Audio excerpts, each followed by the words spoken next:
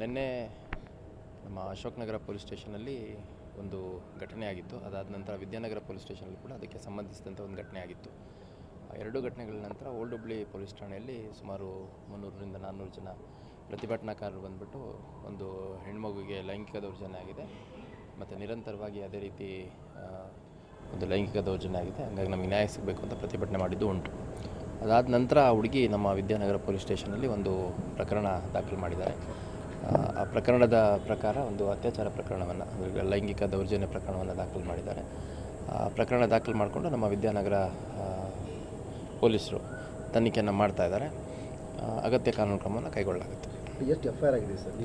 ಒಟ್ಟು 3 FIR ಆಗಿದೆ. ಒಂದು ನಮ್ಮ ಅಶೋಕ್ ನಗರ ಪೊಲೀಸ್ ಸ್ಟೇಷನ್ ಮನೆ ಹತ್ರ ಹೋಗಿ ಸಮೀರ್ ಅವನ್ನ ವಶಕ್ಕೆ ತೊಗೊಂಡು ಅವನಿಗೆ ಹಲ್ಲೆ ಮಾಡಿದ್ದಾರೆ ಅಂತ ಒಂದು, ಕಿಡ್ನ್ಯಾಪ್ ಮಾಡಿದ್ದಾರೆ ಅಂತ ಒಂದು.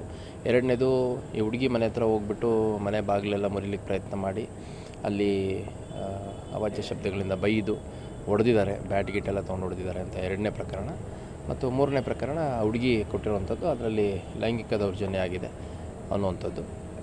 ಒಟ್ಟು 3 ಪ್ರಕರಣ ದಾಖಲಾಗಿದೆ. ಇನ್ನೂ ಕೆಲವರು ನಾವು ಕಂಪ್ಲೇಂಟ್ ಕೊಡ್ತೀವಿ, ಬೇರೆ ಬೇರೆ ರೀತಿ ನಮಗೆ ತೊಂದರೆ ಆಗಿದೆ ಅಂತ ಹೇಳಿದರೆ, ಅದು ಯಾರಿಗೆ ಏನು ತೊಂದರೆ ಆಗಿದೆ ಬಂದು ಕಂಪ್ಲೇಂಟ್ ಕೊಟ್ಟರೆ ಪ್ರಕರಣ ದಾಖಲು ಮಾಡ್ಕೊಂಡು ತನಿಖೆ ಮಾಡ್ತೀವಿ. ಇಲ್ಲ, ಇವಾಗ ಅಗತ್ಯ ಕಾನೂನು ಕ್ರಮದ ಅಗತ್ಯಕ್ಕನುಸಾರವಾಗಿ ಯಾರನ್ನು ವಶಕ್ಕೆ ತೊಗೋಬೇಕು ಅದನ್ನೆಲ್ಲ ಮಾಡಲಾಗುತ್ತೆ. ಸಮೀರ್ ತಮ್ಮ ಕಸ್ಟಡಿಯಲ್ಲಿದೆ. ಇನ್ನೊಂದು, ಈಗ ಸಮೀರ್ನ ರಿಲೇಟಿವ್ ಸಹೋದರಿ ಕೂಡ ಅದರಲ್ಲಿ ಭಾಗಿಯಾಗಿದ್ದಾರೆ, ರೇಪ್ ಅಂತೆಲ್ಲ ಹೇಳ್ತಾರೆ, ಆರೋಪಗಳು ಕೇಳಿ ಬರ್ತಾ ಇದ್ದಾರೆ.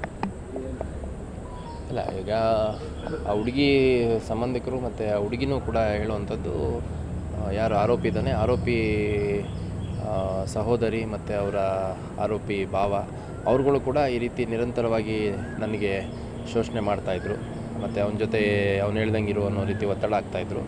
ಅದ್ರ ಜೊತೆಗೆ ಇನ್ನೂ ಬೇರೆ ಬೇರೆ ರೀತಿ ಆರೋಪಗಳು, ನಾನು ಅಷ್ಟೇ ಇಲ್ಲ, ಇನ್ನು ಬೇರೆ ಬೇರೆ ಹುಡುಗಿರ ಮೇಲೂ ಈ ಥರ ಎಲ್ಲ ತೊಂದರೆ ಮಾಡಿದ್ದಾರೆ ಅವರು ಅಂತಂದು ಹೇಳಿದ್ದಾರೆ. ಅವ್ರನ್ನೂ ಕೂಡ ನಾವು ವಿಚಾರಣೆಗೆ ಒಳಪಡಿಸ್ತೀವಿ. ಮೊಬೈಲ್ ಸೀಜ್ ಏನಾದರೂ ಆಗ್ತದೆ ಸರ್? ಇಲ್ಲ, ಈಗ ನೋಡ್ರಿ, ಅವರು ವಿಡಿಯೋ ಮಾಡಿದ್ದಾರೆ ಅಂತ ಹೇಳಿದ್ರೆ ಸಮೀರ್ ನೋಡಿದರೆ ಇಲ್ಲ ಈಕಿನೇ ವಿಡಿಯೋ ಮಾಡ್ಕೊಂಡಿಲ್ಲ ಅಂತ ಹೇಳ್ತಾರೆ.